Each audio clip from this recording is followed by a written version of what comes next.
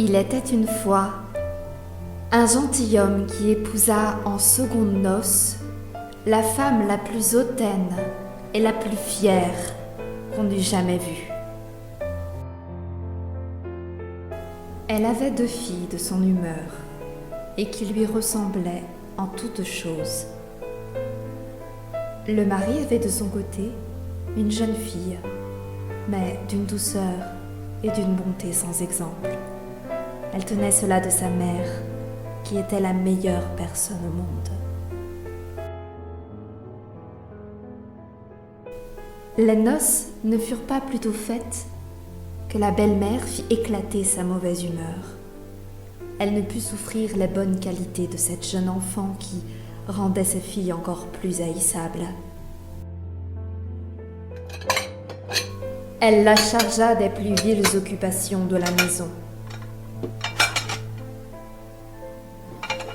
C'était elle qui nettoyait la vaisselle et les montées, qui frottait la chambre de madame et celle de mesdemoiselles ses filles. Elle couchait tout en haut de la maison, dans un grenier sur une méchante paillasse, pendant que ses sœurs étaient dans des chambres parquetées, où elles avaient des lits des plus à la mode et des tiroirs où elles se voyaient depuis les pieds jusqu'à la tête. La pauvre Rifle souffrait tout avec patience et n'osait s'en plaindre à son père qui l'aurait grondé. Parce que sa femme le gouvernait entièrement. Lorsqu'elle avait fait son ouvrage, elle allait se mettre au coin du feu et s'asseoir dans les cendres, ce qui faisait qu'on l'appelait communément dans le logis Cul-Cendron. La cadette, qui n'était pas si malhonnête comparée à son aînée, l'appelait Cendrillon. Cependant, Cendrillon, avec ses méchants habits, ne laissait pas d'être 100 fois plus belle que ses sœurs, quoique vêtue très magnifiquement. Il arriva que le fils du roi donna un bal et qu'il en pria toutes les personnes de qualité. Nos 2 demoiselles en furent aussi priées, car elles faisaient grande figure dans le pays. Les voilà bien aises et bien occupées à choisir les habits et les coiffures qui leur siéraient le mieux. Nouvelle peine pour Cendrillon, car c'était elle qui repassait le linge de ses sœurs et qui gaudronnait leurs manchettes. On ne parlait que de la manière dont on s'habillerait.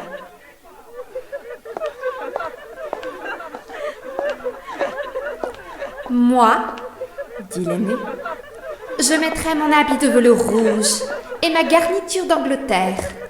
Moi, dit la cadette, je n'aurai que ma jupe ordinaire, mais en récompense, je mettrai mon manteau à fleurs d'or et ma barrière de diamants, qui n'est pas des plus indifférentes. On envoya quérir la bonne coiffeuse pour dresser les cornettes à 2 rangs, et on fit acheter des mouches de la bonne faiseuse. Elles rappelèrent Cendrillon pour lui demander son avis, car elle avait le bon goût.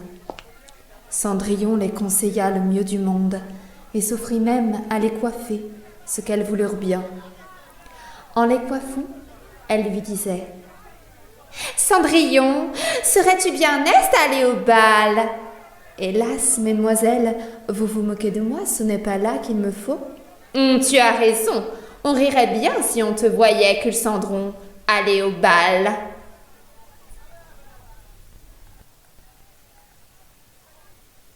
Une autre que Cendrillon les aurait coiffées de travers. Mais elle était bonne et elle les coiffa parfaitement bien.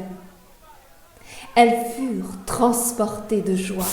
On rompit plus de 12 lacets à force de les serrer pour leur rendre la taille plus menue, et elles étaient toujours devant leur miroir. Enfin, l'heureux jour arriva. On partit, et Cendrillon les suivit des yeux le plus longtemps qu'elle put. Lorsqu'elle ne les vit plus, elle se mit à pleurer.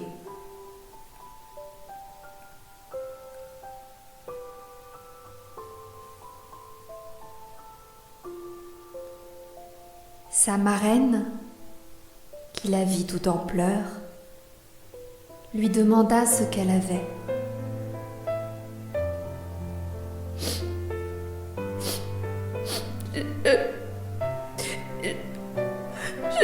Je voudrais bien. Je voudrais bien.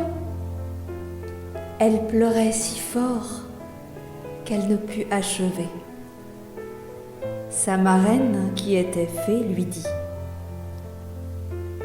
« Tu voudrais bien aller au bal, n'est-ce pas ? » ?»« Hélas, oui, » dit Cendrillon en soupirant. « Eh bien, seras-tu bonne, ma fille ? » dit sa marraine. « Je t'y ferai aller. » Elle la mena dans sa chambre et lui dit : « Va dans le jardin et apporte-moi une citrouille. »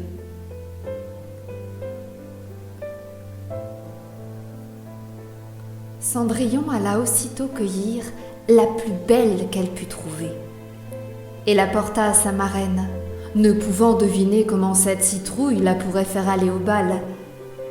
Sa marraine la creusa et, n'ayant laissé que l'écorce, la frappa de sa baguette, et la citrouille fut aussitôt changée en un beau carrosse tout doré. Ensuite, elle alla chercher dans sa souricière, où elle trouva 6 souris, toutes en vie. Elle dit à Cendrillon de lever un peu la trappe de la souricière et chaque souris qui sortait, elle lui donnait un coup de baguette et la souris était aussitôt changée en un beau cheval. Ce qui fit un bel attelage de 6 chevaux d'un beau gris souris pommelé. Comme elle était en peine de quoi elle ferait un cocher, « Je vais voir, » dit Cendrillon, « s'il n'y a pas quelques rats dans la ratière. Nous en ferons un cocher. » « Tu as raison, » dit sa marraine, « va voir. »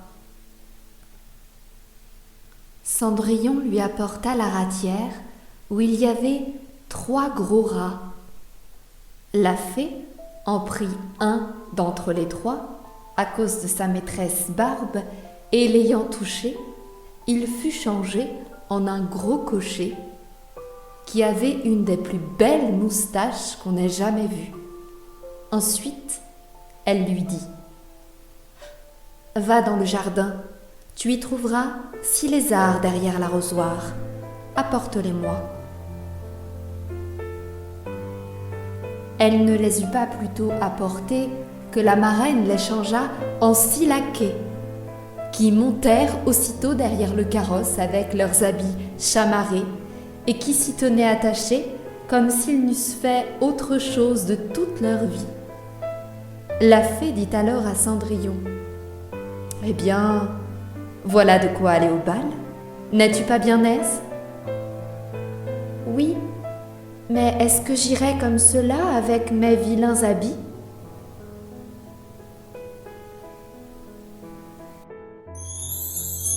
Sa marraine ne fit que la toucher avec sa baguette, et en même temps, ses habits furent changés en des habits de drap d'or et d'argent, tout chamarrés de pierreries. Elle lui donna ensuite une paire de pantoufles de verre, les plus jolies du monde.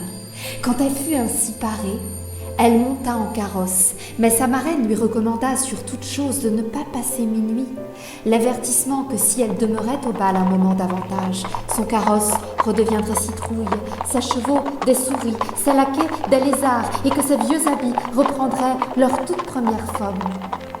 Elle promit à sa marraine qu'elle ne manquerait pas de sortir du bal avant minuit.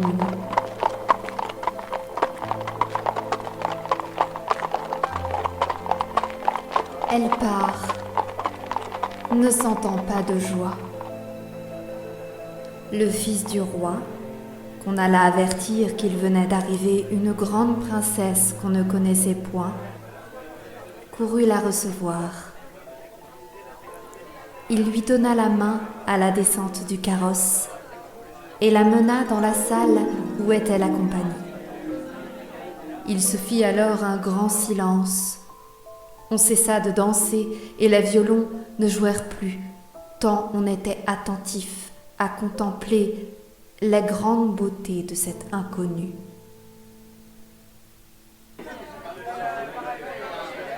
On n'entendait qu'un bruit confus. Oh, qu'elle est belle! Vous avez vu? Elle est magnifique, elle est belle, elle est belle!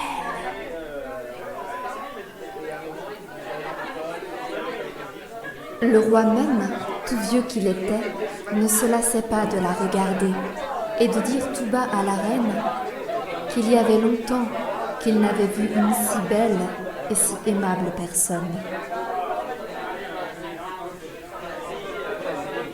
Toutes les dames étaient attentives à considérer sa coiffure et ses habits, pour en avoir dès le lendemain de semblables, pourvu qu'il trouvât des étoffes assez belles et des ouvriers assez habiles.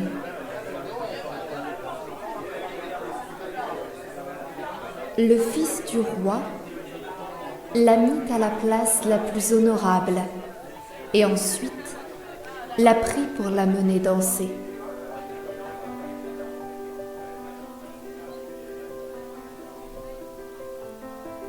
Elle dansa avec tant de grâce qu'on l'admira encore davantage.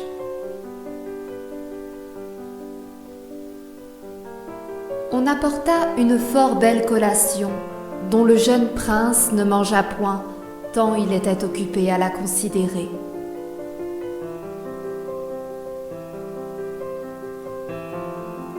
Elle alla s'asseoir auprès de ses sœurs et leur fit 1000 honnêtetés. Elle leur fit part des oranges et des citrons que le prince lui avait donnés, ce qui les étonna fort, car elle ne la connaissait point.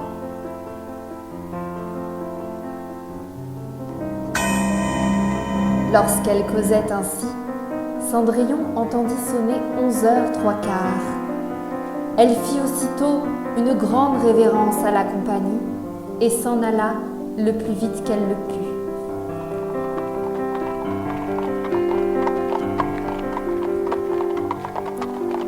Dès qu'elle fut arrivée, elle alla trouver sa marraine et après l'avoir remerciée, elle lui dit qu'elle souhaiterait bien aller encore le lendemain au bal parce que le fils du roi l'en avait prié.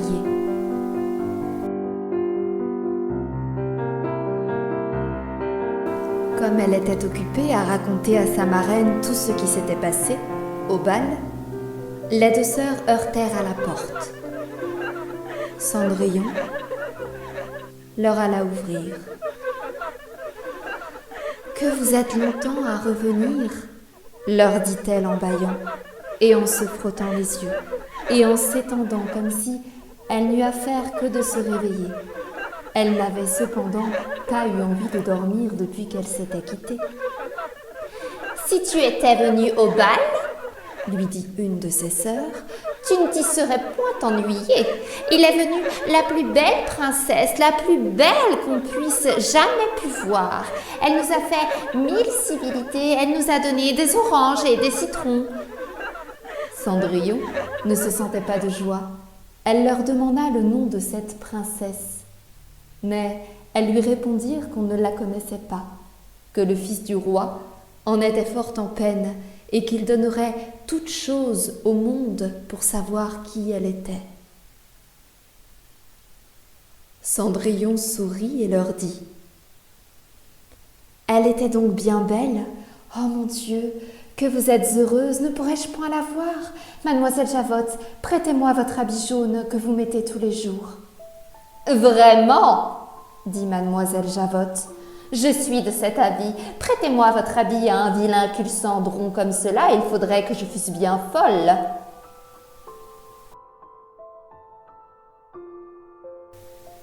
Cendrillon s'attendait bien à ce refus, et elle en fut bien aise, car elle aurait été grandement embarrassée si sa sœur eût bien voulu lui prêter son habit. Le lendemain, les deux sœurs furent au bal, et Cendrillon aussi. mais encore plus parée que la première fois. Le fils du roi, toujours auprès d'elle, ne cessa de lui conter des douceurs. La jeune demoiselle ne s'ennuyait point et oublia ce que sa marraine lui avait recommandé, de sorte qu'elle entendit sonner le premier coup du minuit, lorsqu'elle ne croyait pas qu'il fût encore 11 heures. Elle se leva et s'enfuit aussi légèrement qu'aurait fait une biche. Le prince la suivit, mais il ne put l'attraper. Elle laissa tomber une de ses pantoufles de verre que le prince ramassa bien soigneusement. Cendrillon arriva chez elle bien essoufflé, sans carrosse, sans laquais et avec ses méchants habits. Rien ne lui étant resté de toute sa magnificence qu'une de ses petites pantoufles, la pareille de celle qu'elle avait laissée tomber. On demanda aux gardes de la porte du palais s'ils n'avaient point vu sortir une princesse.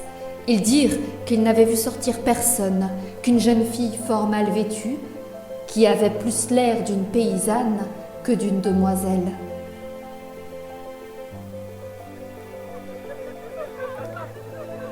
Quand ces deux sœurs revinrent du bal, Cendrillon leur demanda si elles s'étaient encore une fois bien vêties, et si la belle dame y avait été.